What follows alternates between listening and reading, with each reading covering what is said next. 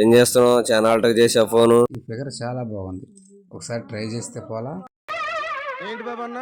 కొంటె చూపుతో నీ కొంటె చూపుతో నా ఓ మిసాల పిల్ల, నేను కొంచెం ట్రై చేస్తానే పిల్ల.